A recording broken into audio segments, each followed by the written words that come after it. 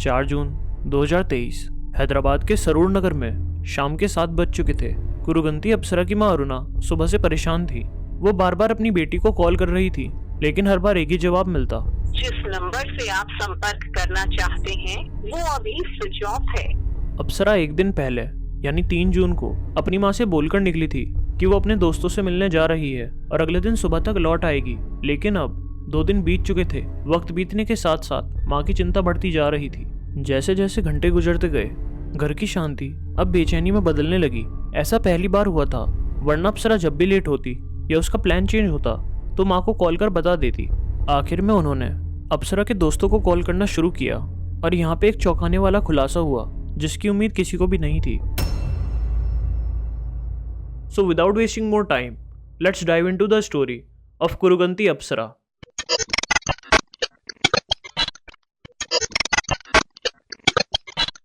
चार जून रात के 9 बजे जब माँ के इंतजार ने जवाब देना शुरू कर दिया, तब उन्होंने अप्सरा के दोस्तों को कॉल करना शुरू किया। सभी दोस्तों से उन्हें एक ही जवाब मिला कि ना तो अप्सरा उनसे मिली और ना उन्हें अप्सरा के बारे में कोई इन्फॉर्मेशन है। जब उन्होंने ये सुना तो उनकी चिंता डर में बदल गई। उन्होंने तुरंत अपने भाई यानी अप्सरा के मामा अय्यागिरी साई कृष्ण को कॉल किया और पूरी बात बताई। अय्यागिरी साई कृष्ण पेशे से कॉन्ट्रैक्टर था और साथ ही एक स्थानीय मंदिर का पुजारी था। अय्यागिरी ने जैसे ही सारी बात सुनी, उसने बिना देर किए 5 जून की सुबह पुलिस स्टेशन में जाकर कुरुगंती अप्सरा की गुमशुदगी की रिपोर्ट दर्ज करवाई। उसने पुलिस वालों को बताया कि उनकी बहन अरुणा और भतीजी अप्सरा सरूर नगर में एक साथ रहती हैं। 3 जून को अप्सरा अपने दोस्तों से मिलने के लिए भद्राचलम जा रही थी। वहां पहुंचने के लिए उसे शमशाबाद से बस लेनी थी और उसे अगले दिन तक वापस घर लौटाना था। अय्यागिरी का कहना था कि उसने खुद अपनी कार में अप्सरा को शमशाबाद ड्रॉप करा था, लेकिन कल रात अप्सरा की मां का फोन आया और उन्होंने बताया कि अप्सरा अभी तक घर नहीं लौटी, ना ही वो भद्राचलम पहुंची और ना वो किसी दोस्त से मिली और उसका फोन भी बंद है। पुलिस ने तुरंत कार्रवाई करते हुए अप्सरा के लापता होने की रिपोर्ट दर्ज करी और मामले की जांच शुरू कर दी। इस मामले में हर छोटी से छोटी जानकारी मायने रखती थी। जांच के तहत पुलिस ने साई कृष्ण का बयान दर्ज कर लिया। उन्होंने शांत लेकिन चिंता से भरी आवाज में वही दोहराया जो पहले बताया था। मैंने अप्सरा को अपनी कार में शमशाबाद छोड़ा था, वो वहां से भद्राचलम जाने वाली थी। उसके बाद मैंने उसे नहीं देखा। ये बात पुलिस की जांच के लिए बेहद अहम थी। अपनी पुष्टि के लिए पुलिस ने सबसे पहले अप्सरा की मां से मुलाकात की। सवाल सीधा था, क्या आखिरी बार आपकी बेटी अप्सरा साई कृष्णा के साथ ही गई थी? अप्सरा की मां ने हामी भरते हुए सिर हिलाया, जैसा कि साई कृष्णा ने पहले बयान दिया था। पुलिस ने साई कृष्णा के बताए गए पिकअप और ड्रॉप लोकेशंस को नोट किया। जांच की शुरुआत अप्सरा के घर के पास लगे सीसीटीवी कैमरों से हुई। वीडियो फुटेज में अप्सरा अपने मामा अय्यागिरी साई कृष्ण के साथ कार में जाती हुई दिखाई दी। इससे पुष्टि हो गई कि साई कृष्ण का बयान सही था। अप्सरा आखिरी बार उसके साथ ही घर से बाहर गई थी। इसके बाद पुलिस ने अय्यागिरी के बताए गए ड्रॉप लोकेशंस के आसपास लगे सीसीटीवी फुटेज की जांच शुरू की। उस इलाके के कई कैमरों की फुटेज बारीकी से देखी गई, मगर एक भी फुटेज में साई कृष्णा अपनी कार से अप्सरा को ड्रॉप करते हुए नजर नहीं आया। जब सारी कोशिशों के बाद भी पुलिस को अप्सरा की ड्रॉप लोकेशन का कोई सुराग नहीं मिला, तो उन्होंने एक बार फिर अय्यागिरी कृष्णा से पूछताछ करने का फैसला करा। इस बार जब अय्यागिरी से सवाल जवाब शुरू हुए तो उसकी घबराहट साफ झलकने लगी। अब वो एक नई कहानी सुनाते हुए दूसरी ड्रॉप लोकेशन के बारे में जानकारी देने लगा। यहीं से पुलिस को एहसास हुआ कि साई कृष्णा लगातार अपने बयान बदल रहा है। उसके बदलते बयान पुलिस के शक को और गहरा कर रहे थे। उन्होंने अय्यागिरी से सख्ती से पूछताछ करने का मन बना लिया। जैसे जैसे पूछताछ आगे बढ़ी, अय्यागिरी बार बार अपनी बातों को बदलने लगा, लेकिन ये खेल ज्यादा देर तक नहीं चला। आखिरकार अय्यागिरी ने धीरे धीरे सच बताना शुरू किया, जिसे सुनकर पूरा पुलिस स्टेशन हैरान रह गया।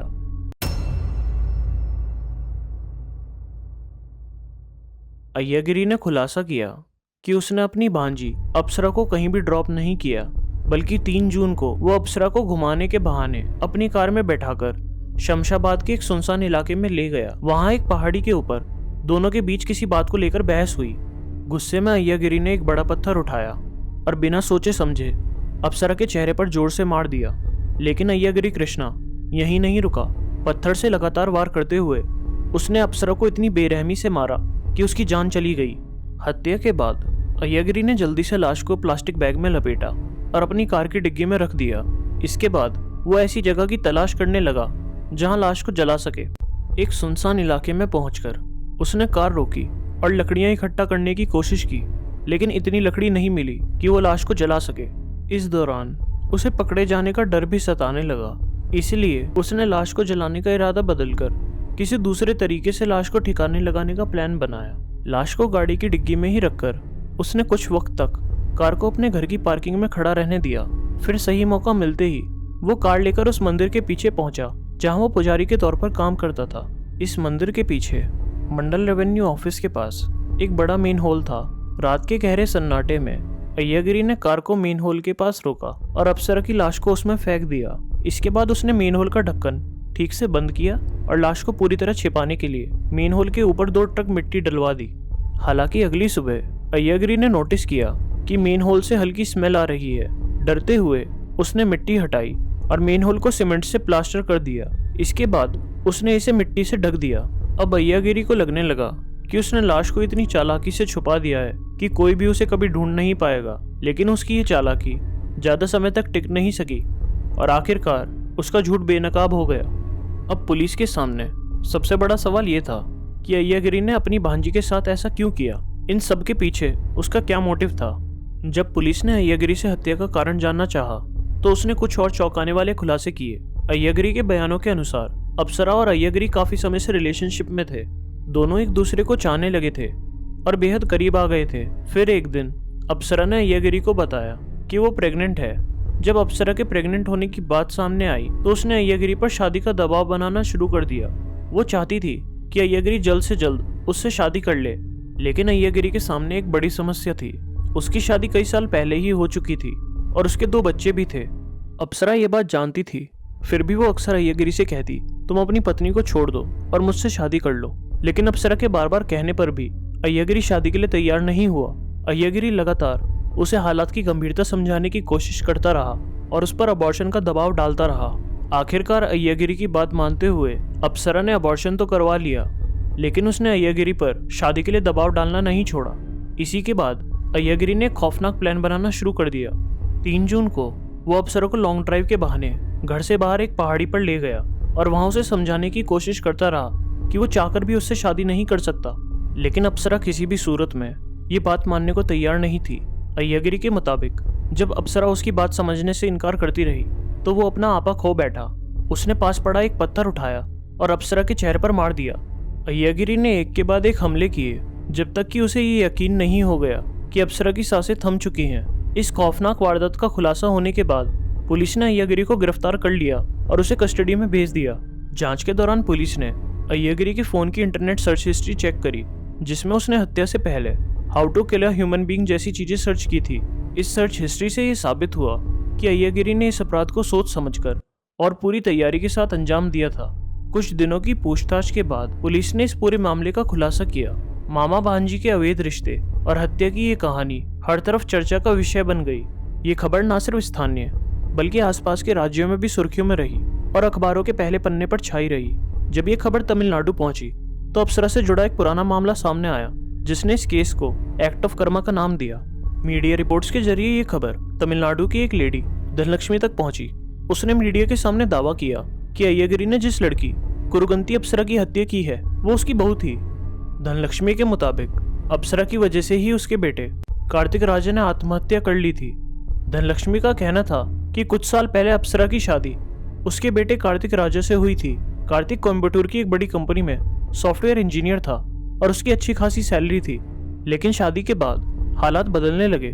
धनलक्ष्मी के अनुसार अप्सरा की मां अरुणा भी अपनी बेटी के साथ रहने आ गई। माँ बेटी ने मिलकर कार्तिक के पैसों पर ऐश करना शुरू कर दिया। दोनों का लाइफस्टाइल बेहद खर्चीला था। हर दूसरे दिन वे 5 स्टार होटलों में खाना खाते, महंगी शॉपिंग करते और कार्तिक के पैसों से लग्जरी ज्वेलरी खरीदते।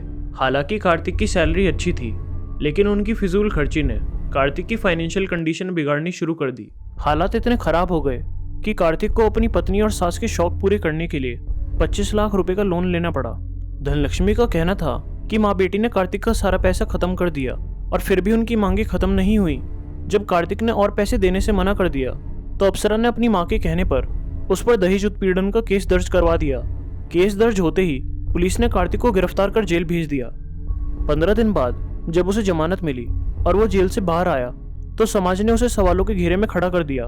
हर तरफ से मिल रहे तानों और अपमान ने कार्तिक को अंदर तक तोड़ दिया। इस एम्बेरसमेंट और मेंटल प्रेशर के चलते कार्तिक ने सुसाइड कर ली। कार्तिक की मौत की खबर सुनने के बाद अप्सरा और उसकी मां ने कोयम्बटूर छोड़ दिया। वो दोनों ज्वेलरी और बचे हुए पैसों को लेकर रातों रात हैदराबाद भाग गई। कोई उनसे कांटेक्ट ना कर सके, इसलिए उन्होंने अपने पुराने सिम तोड़ दिए और नए नंबर ले लिए। हैदराबाद में बसने के बाद अप्सरा की जिंदगी में अय्यागिरी साई कृष्णा की एंट्री हुई। दोनों के बीच नज़दीकियां बढ़ने लगी और ये नज़दीकी बढ़ते बढ़ते अप्सरा की मौत पर जाकर ख़त्म हुई। जब ये खुलासा हुआ कि अप्सरा और उसकी मां ने कार्तिक पर झूठा केस दर्ज करवाया था, जिसकी वजह से कार्तिक ने आत्महत्या कर ली, तो लोगों ने अप्सरा की मौत को एक्ट ऑफ कर्मा कहना शुरू कर दिया। जहाँ तक केस की मौजूदा स्थिति का सवाल है, अप्सरा की हत्या का आरोपी अय्यागिरी साई कृष्णा सलाखों के पीछे है और पिछले महीने यानी 27 मार्च 2025 को हैदराबाद की सेशन कोर्ट ने अप्सरा की हत्या के जुर्म में अय्यागिरी साई कृष्णा को उम्र कैद की सजा सुनाई। कोर्ट ने साफ कहा कि जब तक वो जिंदा है जेल में रहेगा। इसके साथ ही उस पर 10 लाख रुपए का जुर्माना भी लगाया गया। So guys, that was the case of Kuruvanti Apsara. Thanks for watching and I will be back soon with another grim reality.